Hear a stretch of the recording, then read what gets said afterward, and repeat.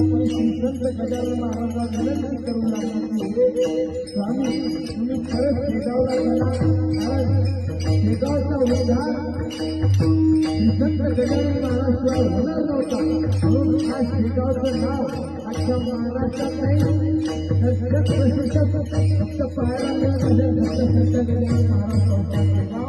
आणि म्हणूनच श्रीसंत गजानन महाराज आणि बंगलाची पत्नी विनंती करत होती, तुम्ही इकडे तिकडे न जाता शेगावला चला.